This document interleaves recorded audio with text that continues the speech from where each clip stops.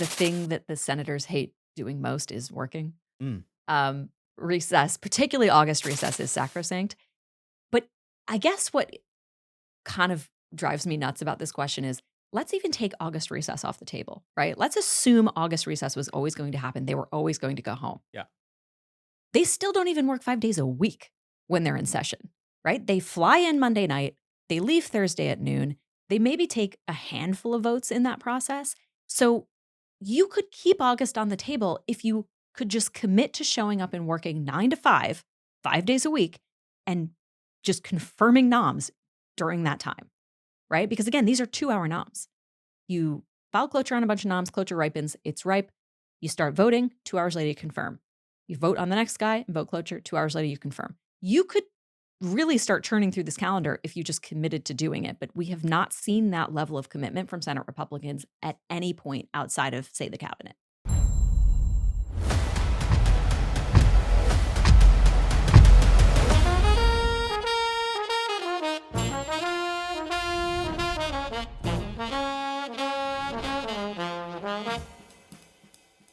Howdy, everyone, and welcome back to Moment of Truth, the podcast of American Moment. My name is Nick Solheim. I'm the CEO of American Moment, and I'm very glad that you've joined us this week for another episode. We had back the fantastic Rachel Bovard, who is the Vice President of Programs at the Conservative Partnership Institute, and also, in her own right, a Master of the Senate. She's going to hate that I said that. We spent a lot of time today talking about what's been going on in the Senate this year. Some good, some bad, how we got all the votes right on the cabinet, how some of the personnel nominations have been going kind of slowly through the Senate, how we could speed that up a little bit, spend some time talking about Leader Thune. It was a fantastic episode. Rachel has been a very close friend and ally of American Moment for a long time. She's on our board. We have the highest amount of respect for her. We will go now to Rachel Bovard.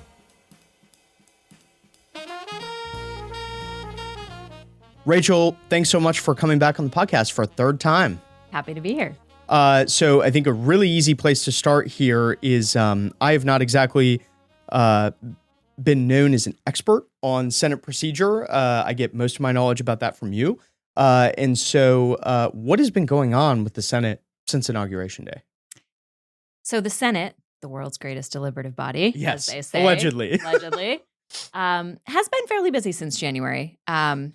It's not known for being a fairly robust place, but they came in and the first thing they did was hit the gas and confirm most of Trump's cabinet fairly quickly. I mean, they pushed through these noms. And again, we are operating in the Senate on the confirmation side in what we call the post-nuclear environment. So the nuclear option was what eliminated the filibuster.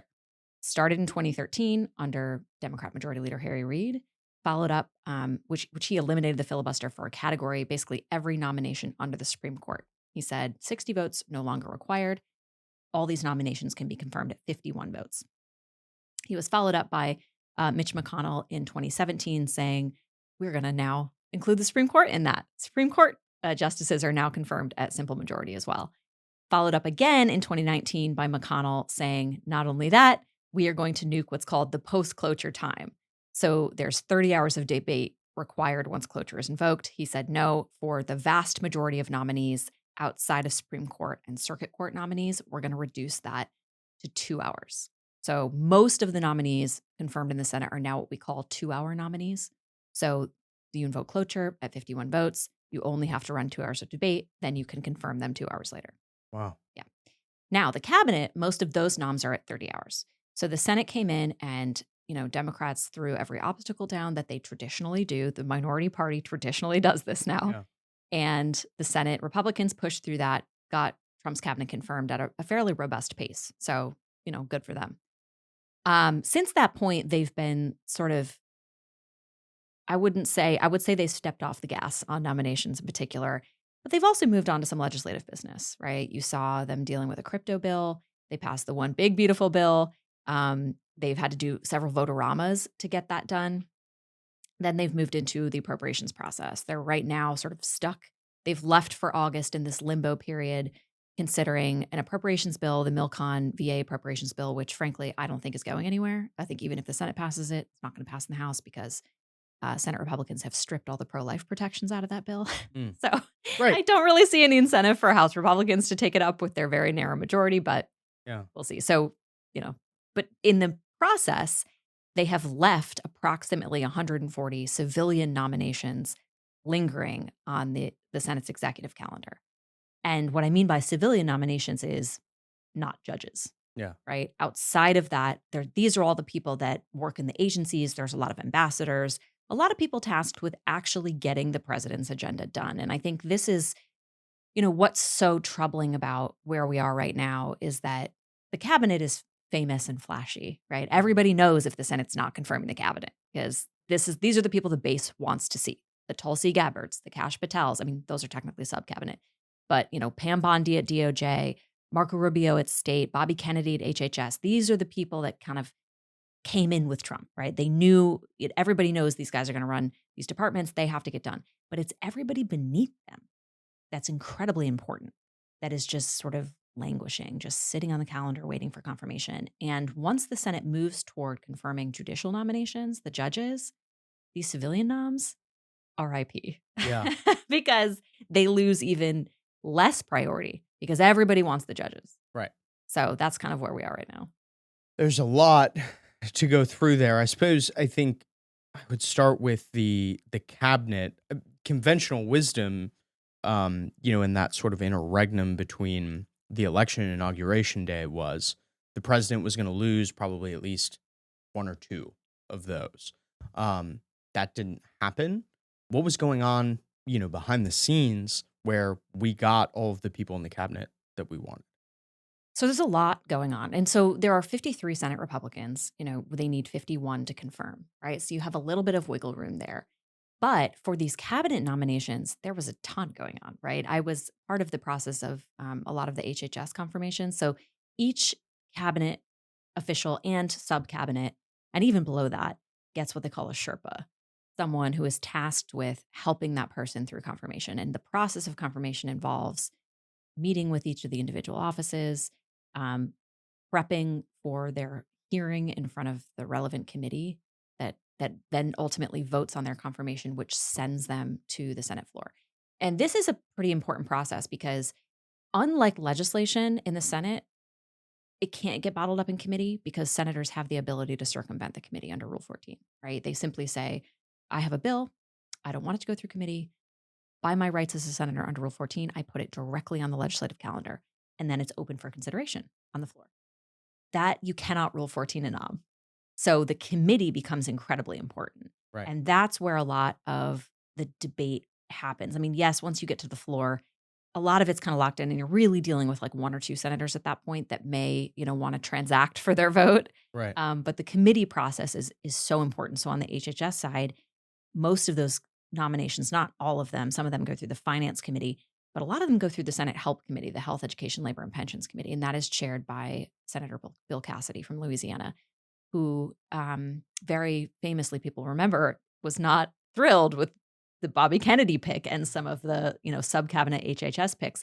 So there was a lot of back and forth with his staff about what it would take to get him to vote these nominations out of committee. And the Help Committee is fascinating because you have Bill Cassidy chairing it, but you have Susan Collins and Lisa Murkowski, Josh Hawley and Rand Paul all on the same committee. It's a very interesting committee. Yeah. So it's a process of threading the needle that can get very complicated. Yeah. And if you watched the Bobby Kennedy confirmation hearing or the vote out of committee, so you have the hearing and then you have the what's called the markup, the vote, which are two separate meetings of the committee. The actual vote to get Bobby Kennedy off committee, there was a very intense back and forth right before the vote happened between Kennedy's team and Cassidy's team. And there was a list of terms and agreements set minutes before that vote took place. And you saw Cassidy then go to the floor and sort of memorialize that agreement. He made a floor speech and said, this is what we agreed to. And that it was unclear up until literally the minute before that vote was called if they were going to have the votes to clear Kennedy out of committee. Wow. And again, had his nomination not gone through committee, that would have been the end. There's no way to get to the floor for nominations except by going through committee. Yeah. And you saw that on a number of levels throughout the cabinet and sub-cabinet, um, which, you know, is kind of dramatic, but it all takes place a little bit behind the scenes. Right. What sort of things, and you don't need to get into like specifics from specific senators, but what sort of things are on the table in terms of these agreements with nominees? Is it like we want you to consider X thing, or we would like the administration then to do this thing? Like what kinds of things are they looking for? You know, everything is on the table, and this is how senators are very powerful, right? This is how they exert their influence, and it's a power the House doesn't have, right? The House doesn't deal with nominations at all. This is unique to the Senate, but senators have an incredible amount of power to be able to extract concessions, not only out of nominations, but you know, legislation as well. And that's kind of a separate topic. But when you're dealing with nominations in particular, the things senators are looking for, they can ask for literally anything, right? And it's something if their vote is required, if they are the swing vote, you know, that they need to their vote to get this across the finish line, it's sort of like carte blanche a little bit. And so you've seen everything from, you know, a lot of senators, the very low hanging fruit is come visit my state, Yeah. right? Come do the ribbon cutting, come visit my hospital, come do whatever. Yeah. Everything from that to I want guarantees and commitments on personnel decisions that you make in the agency. I want to make sure this grant program is protected.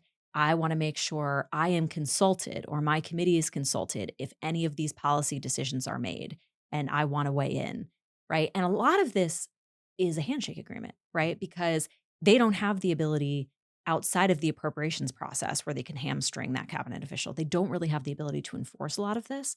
So it's a handshake agreement that, okay, there's no laws, right? That this has Right. to be honored. So as gentlemen, we're going to agree. Yeah. And I will vote for you with the understanding that this agreement will be honored. It's too bad there's no dueling anymore. Yeah. Like if you break your promise. That didn't end well the last time. So. Yeah. Man, that's funny. You were talking about this, you know, we're sort of in the Senate living in the post-nuclear age. Do you get any sense that Democrats regret their decision? Or specifically that Harry Reid regrets? Well, the interesting thing Regretted. about this, I mean, well, Harry Reid, R.I.P., right? If Mhm. he regrets it, it's posthumously. So I did change it to regret it. I like Yeah. mumbled it. Well, what's interesting about that question is that it can be undone. Yeah. Right? So the way that the nuclear option works and why it's called the nuclear option is because it sets a precedent that's in violation of the Senate's rules. So if you think about it this way, so the Senate has rules that are sort of frame the architecture of how the Senate operates. And the rules are pretty short. The little Senate rule book is like 70 pages in the GPO printing, right? It's not that long. But there's many cases that arise on the Senate floor where the Senate's like, well, the rules don't say how we should do this. A great example of this is Senate's Rule 22, which governs germaneness, right? It says all amendments post-cloture must be germane, meaning having direct relation to the bill text that the Senate's considering. Well, it never says what germaneness means, Yeah. right? And so everyone's left scratching their heads like, well, what does it mean? The Senate then sets precedents, right? Where the Senate decides in certain circumstances of uncertainty, the Senate decides how it wants to go forward. Going forward, germaneness means this in this case and this in this case. And it has this whole body of precedents, kind of like how we have the Constitution, but the Supreme Court interprets how it applies. Yep. Same kind of concept.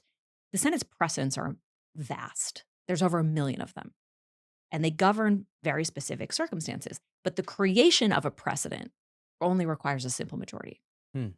To change Senate rules requires 67 votes.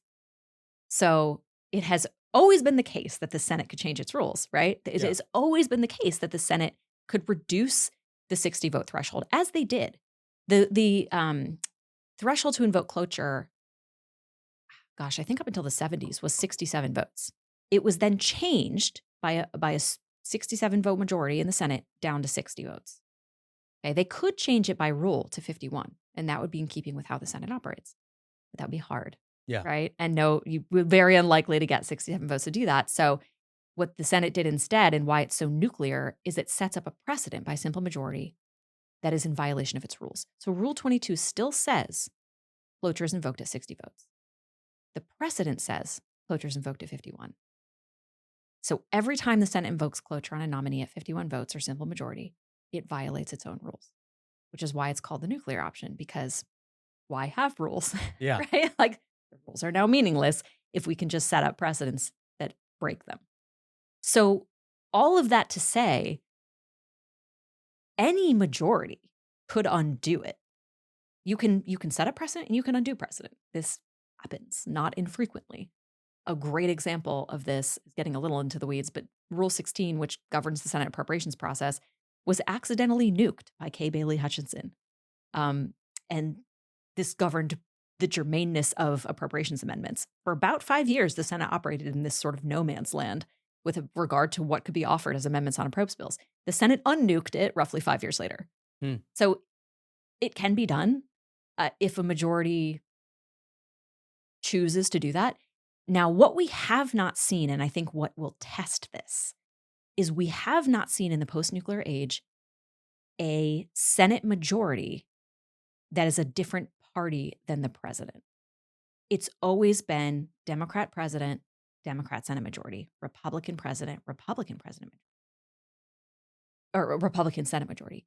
The reason I bring this up is because we have not yet seen, for example, a Republican Senate majority with a Democrat president. Is a Republican Senate majority really going to confirm all the nominations of a Democrat president at simple majority? I don't know. Or would they say, no, we're going to unnuke, for this length of time, we are unnuking the nuclear option on the executive calendar, and we will go back to 60 votes for this Democrat president. Or switch it, right? For a Democrat majority and a Republican president. Are they going to confirm MAGA nominees? Are a Democrat Senate majority going to confirm MAGA nominees at 51? Or are they going to undo it? That's what we've never seen. That is sort of terrifying. Right. But this is this is why there were very few of us who were against nuking the filibuster, right? For this reason, because the filibuster, agree with it or don't, it forces consensus. People don't think about it that way. They think about it as a prohibition, like it forces gridlock, which it does, but it forces conversation. It forces consensus. Absent that, you live and die by majority. So it basically just turns into the House, a minor league version of the House, yes. Yeah. And you just swing back and forth the pendulum just swings. There's no continuity. There's no consensus. It's literally just the will of majority every 4 to 6 years. Yeah. You were talking about earlier that there are about 140 civilian appointees that are still awaiting confirmation. Why is the Senate taking a recess? A month-long recess, mind you. Yeah, well, it's an evergreen question, right? But I think it ultimately goes back to this idea that the thing that the senators hate doing most is working. Recess, particularly August recess, is sacrosanct. But I guess what kind of drives me nuts about this question is, let's even take August recess off the table, right? Let's assume August recess was always going to happen. They were always going to go home. Yeah. They still don't even work 5 days a week when they're in session, right? They fly in Monday night. They leave Thursday at noon. They maybe take a handful of votes in that process. So you could keep August on the table if you could just commit to showing up and working 9 to 5, 5 days a week, and just confirming noms during that time, right? Because again, these are 2-hour noms. You file cloture on a bunch of noms, cloture ripens, it's ripe. You start voting, 2 hours later you confirm. You vote on the next guy and vote cloture, 2 hours later you confirm. You could really start churning through this calendar if you just committed to doing it, but we have not seen that level of commitment from Senate Republicans at any point outside of, say, the cabinet. Can you say a little more about like what that average week in the Senate looks like, just to illustrate how little, by and large, senators are actually working? Yeah, I mean, the first vote of the day is usually 10:30, 11 a.m., right? Then they have to break for lunch. Then maybe they have like 2 votes in the afternoon. An average, this is not every day in the Senate, but I would say an average day in the Senate, you're taking no more than 3 votes. And if you're on legislation, if you're not, so the Senate has the 2 calendars, right? The executive calendar, which handles nominations and treaties, and the legislative calendar, which is the bills. When you are post-cloture on a question in the Senate, you can't do anything else. You're stuck on that. So if you're post-cloture on a bill, you can't do anything else. Post-cloture on a nom, same thing. If you aren't post-cloture, you can be toggling back and forth. And that's something we haven't really seen the Senate do as well. So like when they're on these bills, Well, when they're in this like waiting period of negotiating the amendment deal or negotiating on how things are going to go forward, they can go back to executive session and confirm a few noms in that process. Democrats will make you vote to do that, vote to go back to executive session, vote to go back to legislative session. Okay. Right? The problem is that Democrats are behaving like you'll hear the phrase unprecedented Democratic obstruction. You hear it every time Republicans are majority. And it's not wrong, right? The Senate is a place that requires minority participation to do anything quickly. Democrats are not giving it. My frustration with that excuse is that, especially in the post-nuclear age, that is a fact, not a problem. It is expected that Democrats are going to do this. It is expected that every minority is going to behave this way now, right? Because once you nuke the filibuster, you don't need them anymore. Okay? Right. When you had 60 votes, you needed them, right? And that meant they had skin in the game. That meant that you could go out on Fox News and say, Democrats will not provide the votes for this nominations. Democrats will not confirm the Secretary of DHS. They are leaving the border unsecured. That is the fault of Democrats. You can't say that anymore. Yeah. Right? Because it only requires 51 votes to confirm these people, and there are 53 Republicans. What is fascinating is that when John Thune was elected, he beat Tom Daschle, who was the Senate Majority Leader at the time, Democrat. On this issue, he made an issue in his campaign of Tom Daschle and the Democrats blocking judicial nominations because he could credibly claim it. You had 60 Democrats were doing that. They were not providing the votes. It was actually a campaign issue that won John Thune his election. But you can't say that now, right? Yeah. It's an excuse that's not valid because the only thing Democrats are objecting to is making the process more efficient, making it easier for Republicans to put these votes on the floor, not making it impossible, making it easier. And that's what they're talking about. And I just think it's an excuse without merit because Democrats are going to behave this way. So plan for it, put your back into it, show up on the floor and vote. Yeah. How long currently would you say it takes for someone who gets nominated for, say, like an ambassador position to be from like nomination to confirmation? Oh my gosh. I mean, it can take years. Yeah. I mean, you look at the example of Brian Birch, who I've written about this example because I just find it so obscene. He was nominated to be ambassador to the Vatican. I don't actually know the date he was nominated. I think it was pretty early in the year, like January, February. He was just confirmed before the Senate went home. So like first week of August or the end of July. And they waited until after the new Pope? This is why he's such a good example because again, first American-born Pope in history, and he has his investiture mass. We don't have our ambassador there. Mm-hmm. And everyone's like, oh, whatever. Marco was there. JD was there.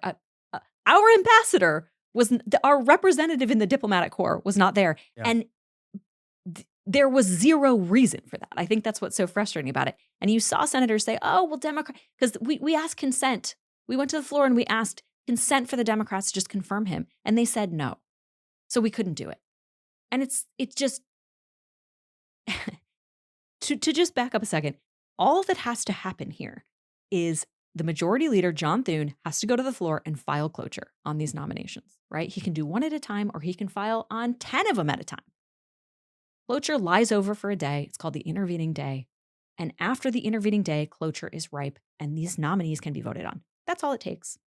Democrats can't object to that process. Democrats have no role in that process. Then the votes are on the floor. So it's like a 48-hour thing? Basically, and you could be... Yeah. And he does this all the time. I mean, you see the leader, usually what happens in what we call stacking cloture votes is that the leader goes down on a Thursday afternoon because the Senate leaves Thursday at noon, right? Yep. They don't work Fridays. They don't work Mondays, except until the evening. And he sets up votes for that Monday night. We call them the fly-in votes. A lot of times these are confirmations. And so he'll stack cloture votes. He'll file on like three noms at a time. And cloture, technically would be ripe after the intervening day. So technically would be ripe Saturday. But by consent, he moves it to Monday night, right? And so we come back Monday and we start voting. What usually happens, and I think what a lot of us were surprised didn't happen, is before a big recess, like August, like, Christmas or something like that, there's usually a block of nominations that are confirmed. by consent. There's usually a big consent deal. And so what I mean by consent deal is all 100 senators agreeing that we're going to do something. And in the Senate, that's the goal of every negotiation, right? You always want to get to a consent deal on anything that you're dealing with, because what is the core central number one rule of the Senate? Senators hate working. Yep. So they if you understand this fact, it makes everything happening in the Senate much more clear. So the goal is consent, right? Because the goal is we don't want to work. So it's much easier if we can throw a rule book to the side and just all agree that we're going to do this thing. Usually that thing is how a lot of these nominations are confirmed. And that's what I think Senate Republicans were trying to do in August, but they weren't going really about it the right way. To get a consent deal of that nature, you have to credibly threaten the minority with basically canceling the recess, right? Thune filed on 10 noms, and Brian Birch was among them, the ambassador to the Vatican, and said, we're going to stay here and confirm these noms, which they did, and they voted through them, right? Because again, if you actually do it that way, Democrats cannot block you. They have no role to play in that process. They cannot. Democratic obstruction doesn't exist in that process. But what you really and you saw them try to get this deal with Schumer, and Schumer was like, no, I need more, I don't know, USAID money or whatever he was asking for. The White House, thankfully and mercifully and correctly said no to that, right? Go pound sand. And there was no deal and the whole thing fell apart. Well, what I think a lot of us wanted to see at that point was Thune saying, oh, really? Fine. You don't want to agree? I'm going to now file on 140 nominations, and we are staying in session until it's done. So why doesn't he do that? I mean, I know the answer. They don't like to work. Well, yeah, but the answer is literally that every single time. They don't want to be here. But what happens at that point, right? And you start to do it. Let's say he did it. He filed on 140 noms. Sets up 140 votes and says, happy days. We're going to order food in the Mansfield room. We're rolling out the cots in the cloakroom. Here's some booze. Have a great time because we're not leaving the Senate floor. Yeah. We're all locked in together, right? And then you start voting and you do it and you actually show that you're serious and you just start churning through these noms. By nom 20, because Senate Democrats are also governed by the same rule that governs Senate Republicans, which is they hate working. Yeah. Right? The iron rule. Right. The ironclad rule that never changes. Senate Democrats are going to start screaming at Schumer to be like, cut a deal and get us out of here. We are dying. Mm-hmm. Right? Schumer is then going to go to Thune and say, okay, fine. Let's start building a list. And at that point, you can, Thune has the upper hand here. If he's willing to actually, if he and his conference are actually willing to force them to vote, Thune can make as big a list as he wants. He could say all 140 noms are on that list. Yep. And at that point, if you physically have broken the minority, they consent and you get a huge consent agreement and then you go home. This makes me so mad because I'm thinking about what could be possible if you ran the Senate this way. Like, if you were doing it that way, how quickly, like from nomination to confirmation, oh my gosh, could you get? You could have wiped out the whole calendar in theory, right? Yeah. I don't know. We're all speculating about what Democrats would or wouldn't agree to, but at a minimum, you probably could have knocked at a minimum 50 or 60 noms off the calendar. And they could have just been confirmed. And again, this goes back to the other principle of the Senate rules generally.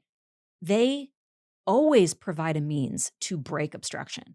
The problem is it's usually a physical process. Right. Physical exhaustion is a core component of enforcing the Senate's rules. So Trent Lott, another former majority leader, who intuitively understood this, has a great quote where he says, there are actually only two rules in the Senate: exhaustion and unanimous consent. And you only get to the second once you've reached the first. Yeah. You have to have a majority prepared to physically force the minority to walk through their filibuster, right? To show up and vote on the Senate floor on all these noms. They say they obstruct, right? You have to physically be prepared to do it. And that takes a lot of work because in some cases, very particular to the legislative side, it requires all the Senate Republicans to be in the chamber to provide a quorum. Right. And what do they hate doing most? Working. Being on the Senate floor when working, right? So that's very hard. And so for that reason, they don't want to do it. But I think the last majority leader who understood this principle and did it was probably Harry Reid. I hate to be complimentary of Harry Reid, who literally broke the Senate, but there's a reason. So when you go back to Obamacare, it passed in two parts, right? One was via reconciliation, which they didn't need Republicans for. But the second was under the regular legislative process. They needed 60 votes from Republican senators. There is a reason that eventually passed, and it did so on Christmas Eve. Because Republicans were obstructing the same way Democrats are, right? In every possible way they could think of. And Harry Reid was like, oh, this is a game we're playing? Fine. We're in session all 24 hours a day, 7 days a week. Yeah. And we're not going home. And I will not yield until this thing passes. And he broke us on Christmas Eve. Yeah. Yeah, the Democrats hate Christ. They will not celebrate Christmas. We will stay here through Christmas. Checkmate, I guess. But again, physically exhausting the minority into submission. Yeah. Back to, my initial question on this here, like, say the president nominates somebody, how in an ideal world, you have like the best Senate Majority Leader of all time. Could you go from like nomination through the committee on the floor? I would say, because you also have to rely on the committee process, but you could easily get it done in a month. Wow. And that's like assuming the Senate's not in schedule every day that week or whatever, or like not every week that month. But you could also do it, less, right? 2 or 3 weeks. If the Senate really puts us back into it and wants someone, you could get it done. I mean, that's how fast the cabinet got it done. Yeah. So you and I were talking the other day about, actually, this might actually be an interesting place to go. Like what the Senate is going to be focused on between now and the end of the year.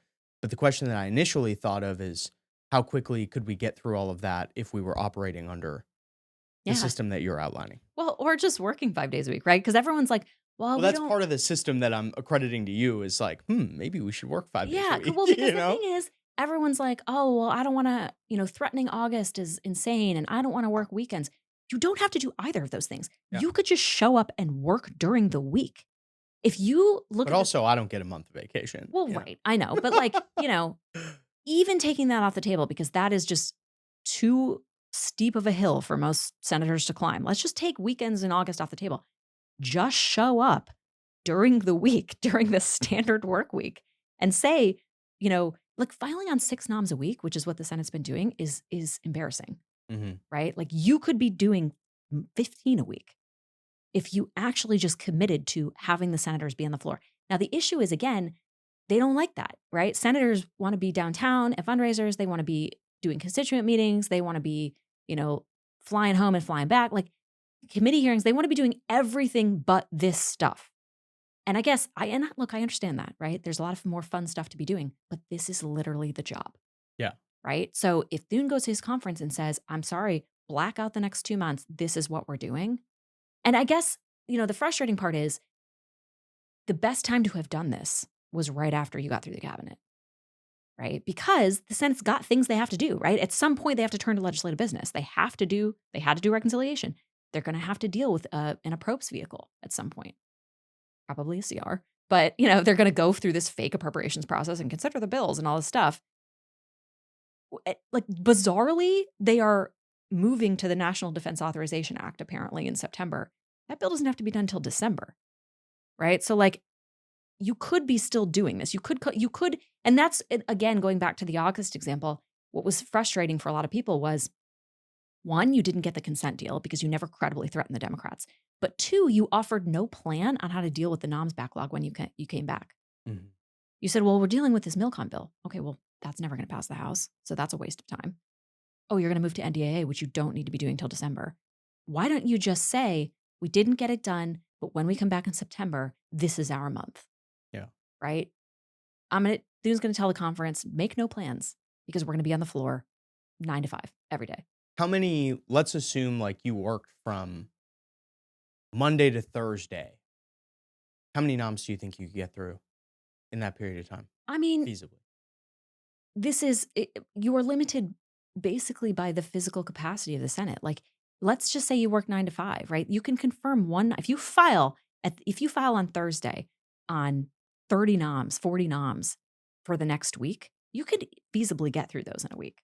And instead, between judicial noms and the current backlog, we're going to take over a year. Yeah, because again, once you get into judicial noms, this is what everybody wants, right? Judges are shiny and spectacular, and with good reason, right? They're very important, especially now when the Congress does nothing and everything is decided by the judges. Right. Getting them in place is important. Yeah. And Democrats are also forcing votes on things that traditionally have always gone by consent, like U.S. attorneys. And Trump needs those people, He does. right? You cannot I have some prosecute. friends who are waiting for Well, this yeah, right and like now. you literally can't do all of the lawfare and the prosecutions and all these and holding people accountable and all this stuff Trump wants to do without these U.S. attorneys. Traditionally, they have been done by consent. The minority party is not granting that, and that's why people say unprecedented Democratic obstruction. It is true that is happening, and so there's two things that have to happen. One, Republicans are going to have to work harder and account for that. But two, they're also going to have to start forcing consent deals if they can get them. And that means every now and then you're going to have to threaten the weekend. If you threaten the weekend, okay, Chuck Schumer, if we don't get these 5 U.S. attorneys confirmed, we're staying Saturday and Sunday, you usually get something. Because again, Democrat senators don't want to be here either. Yeah. Right? And people will say, oh, well, Republicans just won't stay in town. They'll just leave. Okay. Republicans want to be responsible for not confirming these U.S. attorneys because they decided they wanted to go home and golf. Yeah. Give it to me, right? Like you defend that to your voter. Yep. And And then defend that to the president. well, I'm and sure we'll- he'll yeah, be giving you a phone call. And we'll see who you really are. Yep. Because again, this is the job.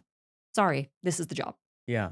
What power does Thune actually have to make all of these changes to the schedule? It's in his control entirely. And what blows my mind is that you hear them talking, well, we're going to come back and change the rules then. Democrats are going to abstract. We're just going to come back and change the rules so we can confirm these and, they're going to nuke the en bloc. Basically, you're not allowed to confirm by vote more than one nominee at a time, right? You can only confirm giant lists by consent. One of the rules changes that's credibly being tossed around is changing the rules to say, and by changing the rules, I mean nuking them. We're going to allow a bulk of nominees to be confirmed under one vote.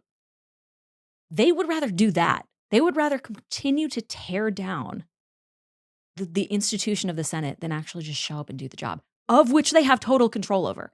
No one else controls the schedule. It is the prerogative of John Thune. It is deferred authority, right?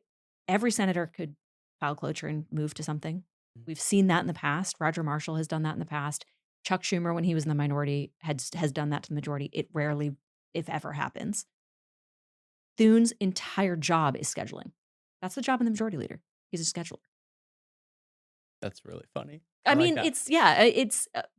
And especially in the post-nuclear environment because before when you needed 60, the majority leader, a lot of it was negotiating and horse trading and the actual doing of politics because you needed Dems. You don't need that anymore. So his job is literally scheduling. Yeah. Who is John Thune? How did he end up where he is now as the Senate Majority Leader? So it's a good question because, we hadn't had a new majority leader for basically for a very long time. Yeah. You, by the way, probably have the coolest nemesis of all time.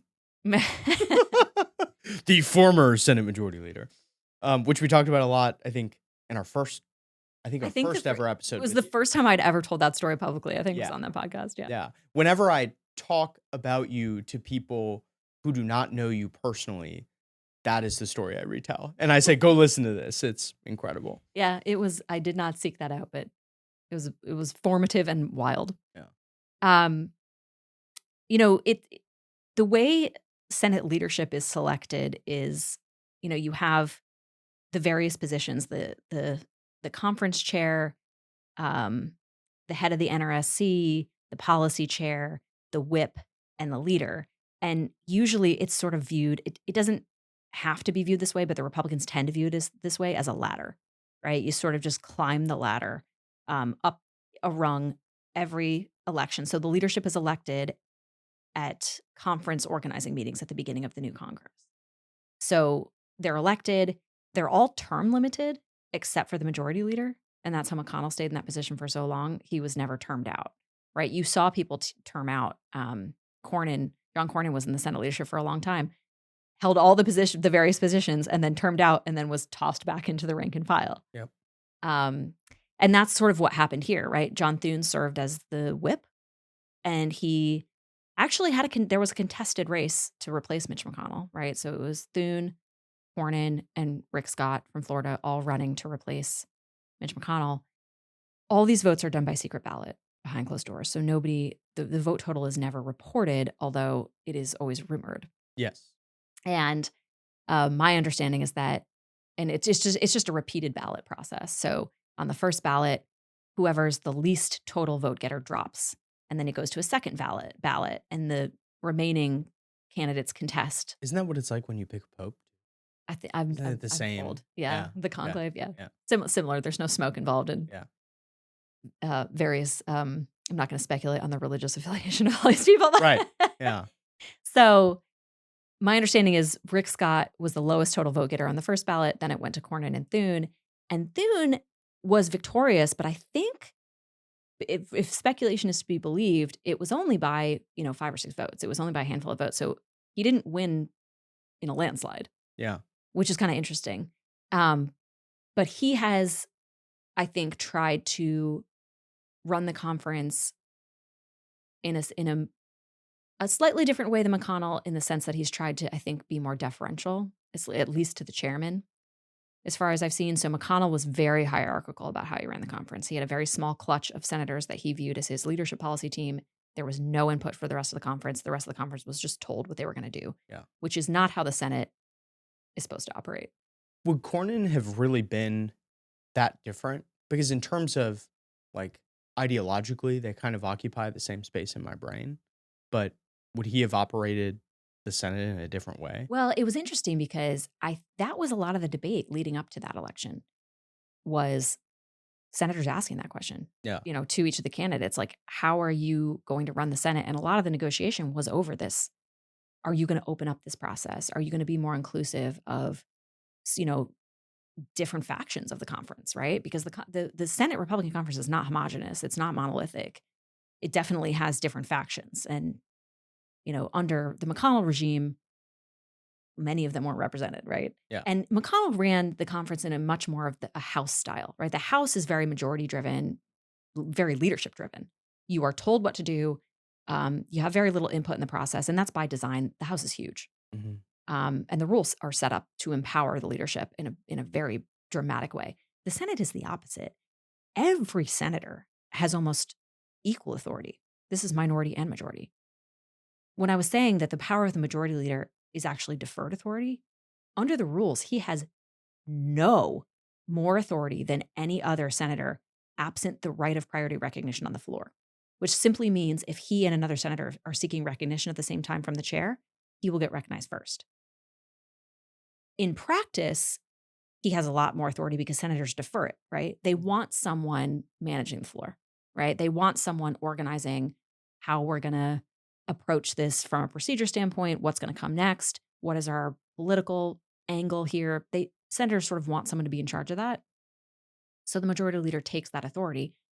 But senators themselves are very powerful figures and have a lot of vested authority in them.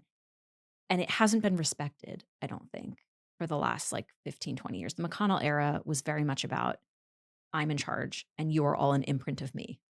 Right. So I think I'm not there anymore, right? So I don't know. I've never experienced John Thune on the inside as majority leader. So I suspect he's trying to undo that, but there's a lot of muscle memory left over. And there's a lot of muscle memory left over in the staff. A lot of the staff have only seen one model of doing things. A lot of the senators have only seen one model. And so I think... Because how long was McConnell majority leader for? Or 16 years, 17 years. He broke Mansfield's record, and that was his big achievement. Yeah. So hope he's proud of that. Yeah. I mean, he's still there. And look, he's still quite powerful. He's chair of the DoD Appropriations Subcommittee. He's chair of the Rules Committee. So he still has a lot of influence. I think the only thing, who is majority leader in the Senate matters less than, at least in the Republican conference, every senator learning to reclaim their own agency. Right. And that's, I think, a little bit of what's been lost. Yeah. You brought up the staff thing a minute ago, and I think that's, of course, this is American Moment, so I think that's a very important part of it. are there any senators that you feel like in their office, their staff view these things the same way you do, and are really primed to seek this opportunity in the future to move a lot of these nominations through more quickly?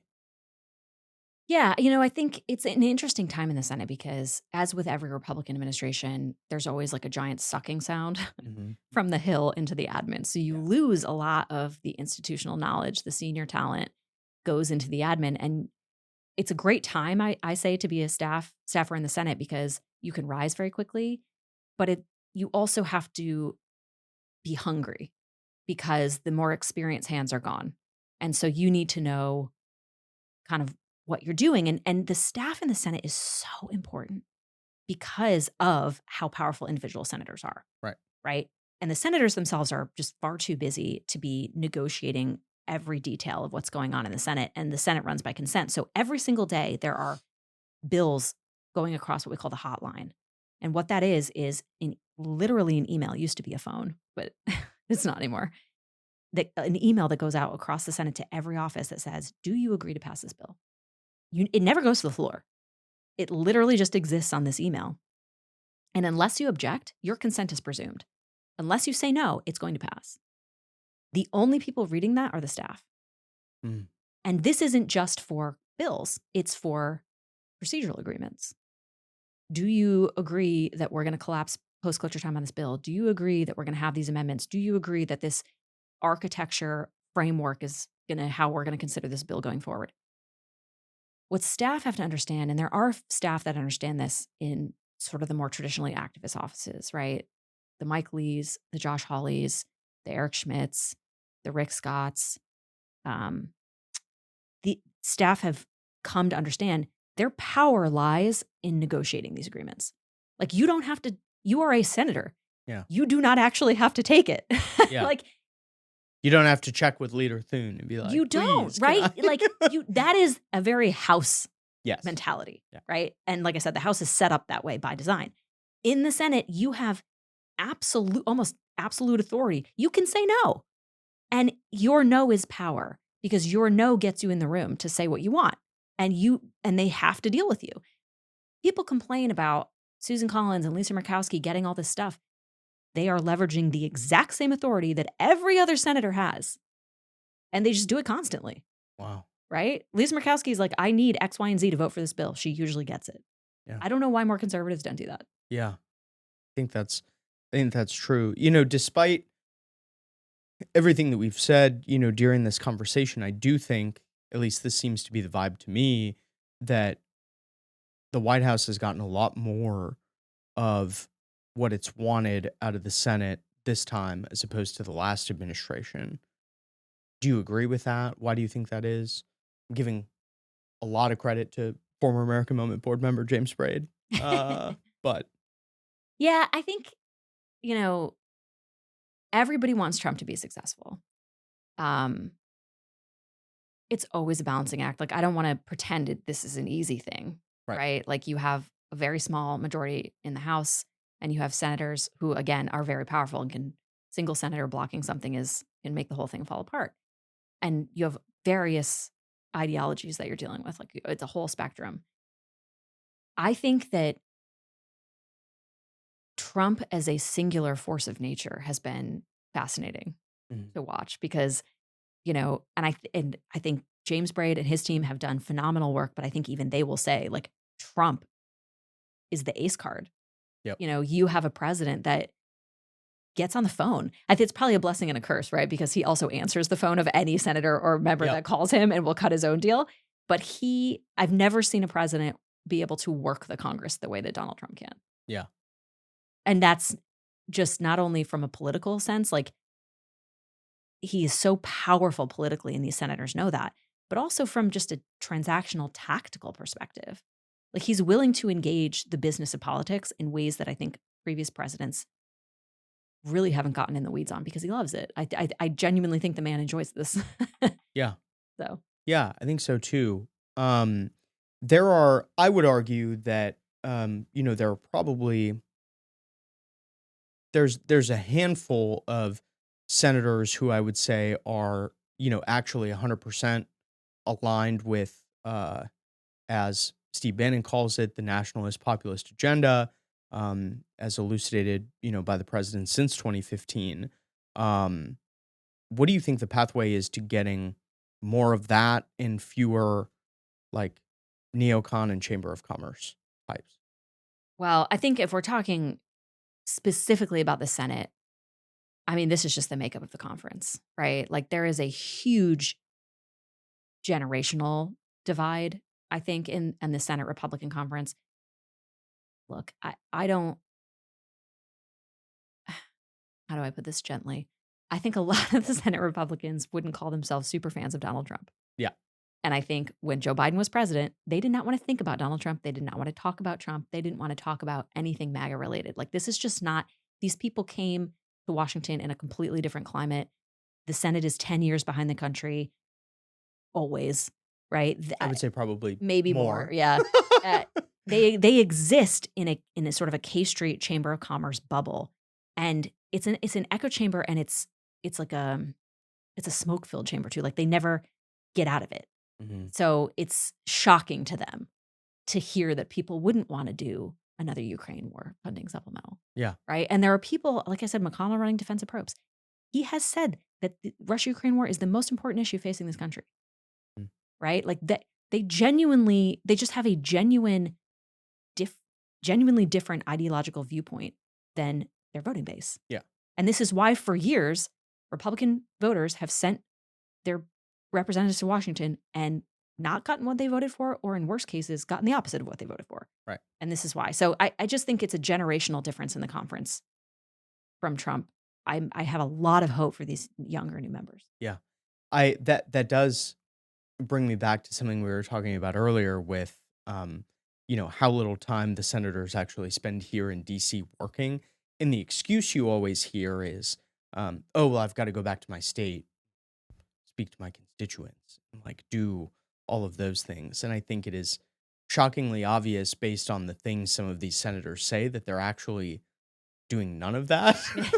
You'd think they would know that their voters don't really care about doing another Ukraine supplemental. But well, I think a lot of it is also the Republican donor class. Yeah. Right. And that's a lot of who these senators spend a lot of time talking to them. Totally. Understandably, right? Like this is how they get these jobs. Basically, they have to be able to pay for these massively expensive campaigns. But so the donor class, I think, is out of step on some of these issues. And I think the donor class is almost singularly responsible for Republican failures on immigration for the last 30 years. And that's an example, again, of where Republican voters have consistently wanted one thing that their elected representatives don't give them. Yeah. And that's why it's been such a powerful political factor of Donald Trump. Yeah. He's actually listening to them. Yep. I think that's absolutely right. Well, Rachel, thanks so much for coming back on Moment of Truth. This was great. I learned a lot, as always. I hope people didn't fall asleep. I know the Senate can be boring, but I don't think it was boring. I think there are probably a lot of people like smashing their keyboards or something. They're like so mad about what's going on in the Senate, but that's all right. Thank you very much for coming back on. Anytime.